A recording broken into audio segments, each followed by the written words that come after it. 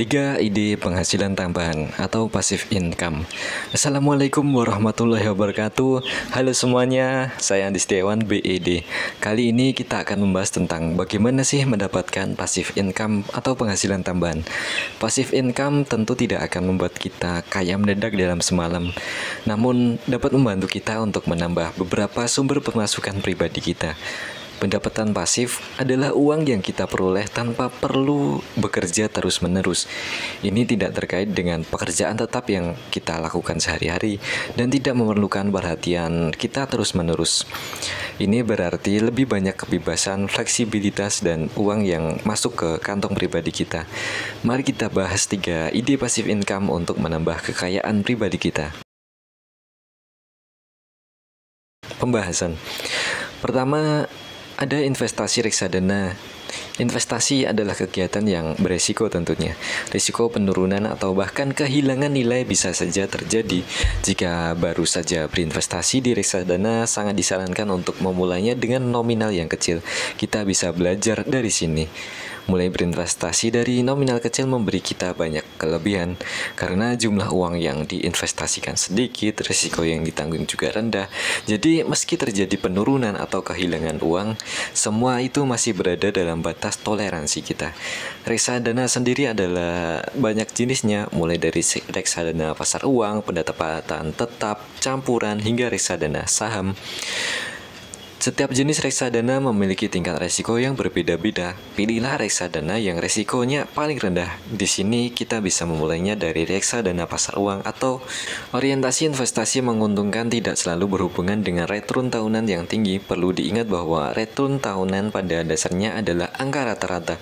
Jadi sangat mungkin sebuah produk reksadana mengalami peningkatan nilai yang signifikan di tahun tertentu, namun justru di tahun-tahun ini terpuruk. Agar bisa menikmati hasil investasi, maka pilihlah produk reksadana yang sesuai dengan kebutuhan dan kemampuan kita. Investasi untuk tujuan mempersiapkan dana pendidikan anak, dana pensiun, dana membeli mobil, motor. Ada bermacam-macam tujuan. Produk reksadana yang sebaiknya dipilih juga tidak sama. Karena itu, pastikan untuk menentukan tujuan kita berinvestasi sebelum memulai membeli reksadana. Untuk itu, kita membutuhkan perencanaan yang tetap dan terus belajar. Kedua, memulai menjadi YouTuber. Jadi YouTuber merupakan salah satu profesi dengan penghasilan yang cukup besar. Lantas mari kita bahas panduan memulainya. Rata-rata menjadi YouTuber menghasilkan $1.000 per minggu yang setara dengan lebih dari $4.500 per bulan. Menjadi YouTuber sama dengan memulai bisnis kita sendiri. Sebelum dapat memonetisasi saluran kita perlu memahami tentang orang-orang yang akan kita jangkau, termasuk produk atau layanan yang kita akan usahakan. Pertanyaan yang harus kita jawab sebelum mulai menjadi YouTuber yaitu siapa YouTuber yang paling populer di niche Anda, produk atau layanan apa yang cenderung dibeli atau audiens target Anda melalui YouTube, merek apa yang ada untuk melayani target pasar yang sama. Mulailah dengan berkomitmen pada jadwal konten reguler seperti 1 video setiap 1 minggu adalah titik awal yang baik untuk memulai. Namun semakin banyak kita memposting, semakin besar peluang kita untuk menarik pelanggan baru, viewer baru di YouTube. Menjadi YouTuber baru terkadang terjebak dalam investasi ribuan dolar ke studio, alat khusus sebelum memperoleh penghasilan dari YouTube ini. Namun kita tidak merekomendasikan itu. Kita mulai dengan apa yang kita miliki saja. Kenyataannya adalah smartphone modern dilengkapi dengan kamera, mikrofon berkualitas yang baik yang bisa kita gunakan untuk memulai menjadi YouTuber. Terutama jika kita seorang vlogger yang merekam kehidupan sehari-hari. Kamera DSLR cukup untuk menjadi salah satu sarana untuk merekam video. Standar konten di YouTube kadang tinggi. Dengan begitu banyak pilihan untuk dipilih, ada kualitas 4K, 2K, Kini dianggap sebagai hal yang biasa. Tahap pengeditan adalah salah satu elemen yang terpenting dari keseluruhan proses pembuatan video untuk YouTube kita. Kecil kemungkinan video pertama yang kita rekam akan menjadi yang terbaik. Produksi video sama seperti keterampilan-keterampilan lainnya yang perlu diasah terus-menerus. Semakin banyak kita berlatih, semakin mudah dan profesional tampilan video kita. Kemudian kita juga perlu belajar tentang SEO. YouTube bukanlah platform media sosial. Ini adalah mesin pencari. Saat orang menelusuri sesuatu di YouTube, situs tersebut memiliki algoritma tersendiri untuk memutuskan video mana yang paling relevan dengan pengguna atau kita sendiri. Pengoptimalan mesin pencari atau SEO YouTube adalah strategi yang meningkatkan peluang konten kita muncul dalam miliaran penelusuran dalam YouTube. Buktikan pada algoritma bahwa konten yang kita buat adalah yang terbaik untuk target audiens kita.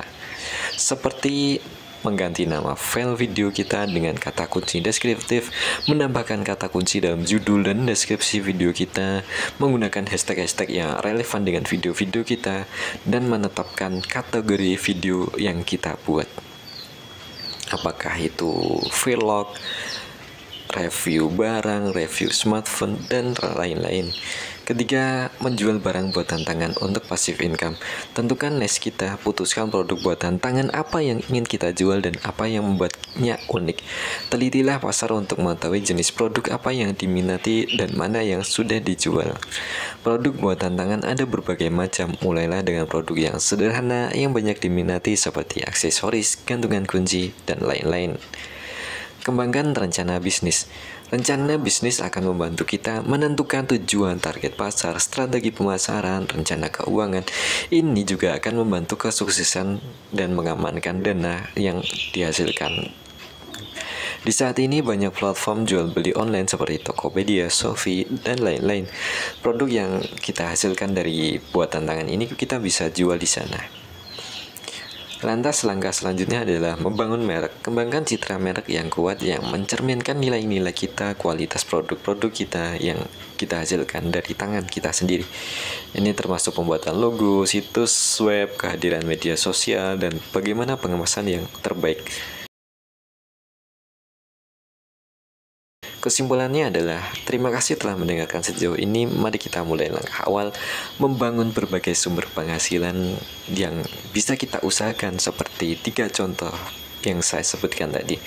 Terima kasih telah mendengarkan sampai sejauh ini. Saya Andi Setiawan, BED. Assalamualaikum warahmatullahi wabarakatuh.